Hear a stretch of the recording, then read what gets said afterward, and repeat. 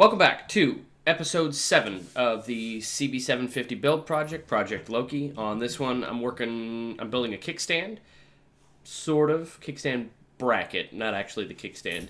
And then I'm working on forward controls. That's hopefully going to get it going a little bit more easily down the road. Right now, everything's really tight to the ground, as in, I don't have enough space with mid controls to actually work anything. I might show a video of it in this, or maybe in another one, where I can barely fiddle with anything. Brakes, clutch, anything. So, let's get at it. Okay, so, been working on the chopper again. Forward controls are still on hold, but I figured, you know what, I have the kickstand lying around. The old one, that I didn't have a mount for or anything. So, I got to fabricating some stuff, and now she's got a kickstand. So right now it's just a 1/4 inch basically plate that I fabricated to make the size that I want it to be, but she sits on her own now. She doesn't need the little block of wood that I had before. It rocks forward, so when I actually need it to kick it up, I can tilt it off. Sits up there, up against the frame.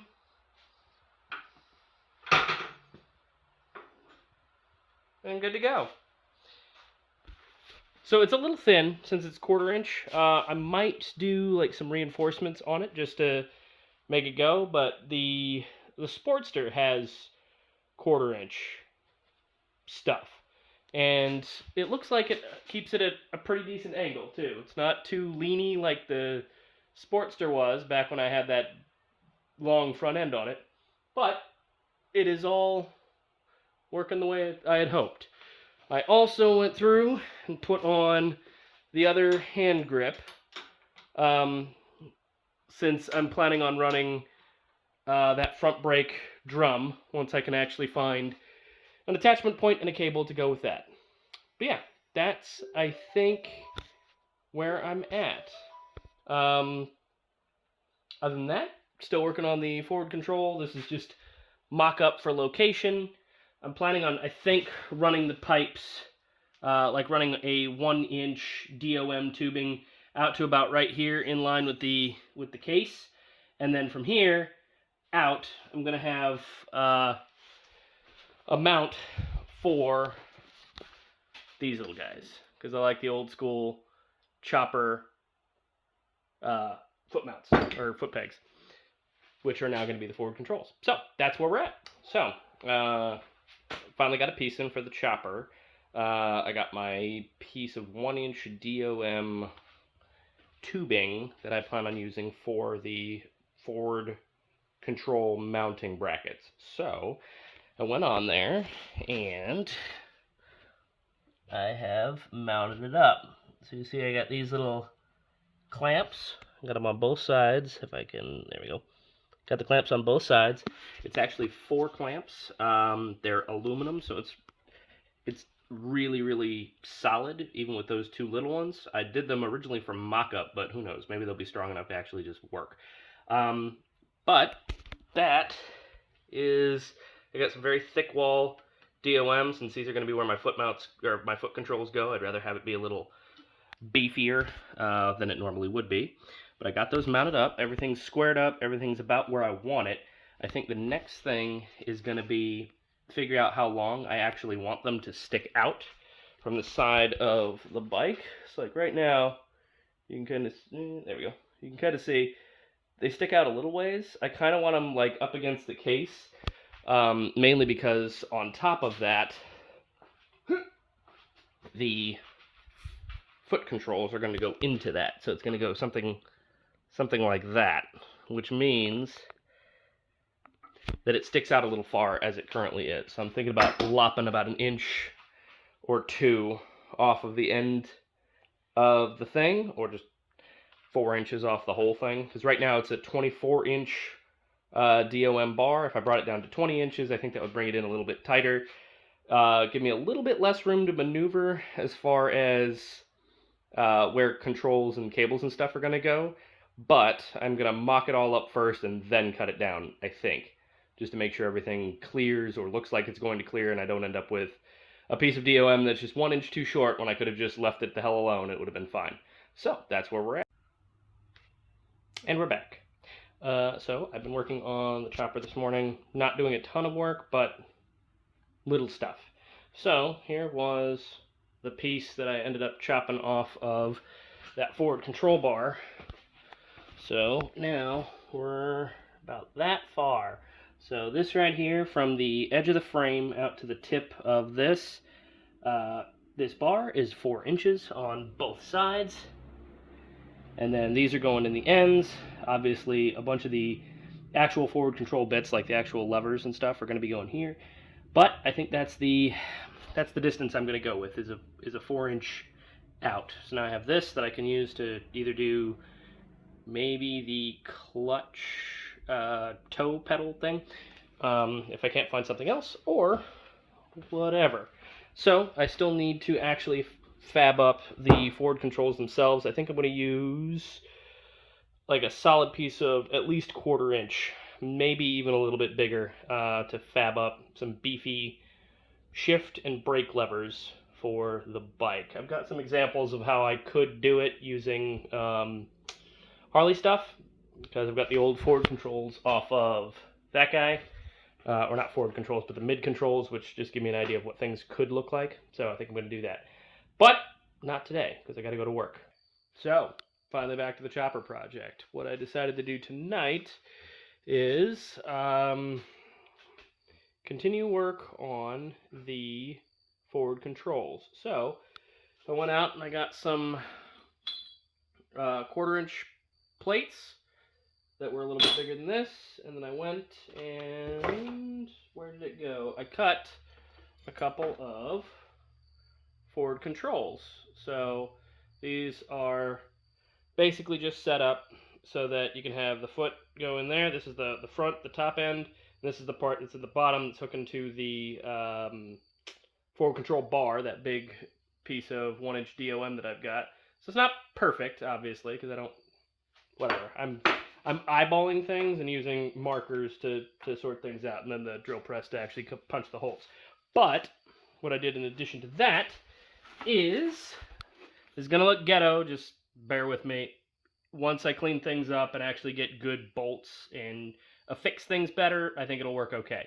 But, so, I used the original shifter lever, punched a hole in it for the these little bar end things I got at Tractor Supply. So this is going to get cleaned up, obviously, make it a little bit cleaner. What I'm actually tempted to do is this little space in here. If I could, I would love to just get this gone, if possible, and just have this right up against this. We'll see. I don't know, but maybe, maybe not. It might have to stay a little bit farther out. So it's all loose right now, which is why it's got a lot more give than it normally will, hopefully.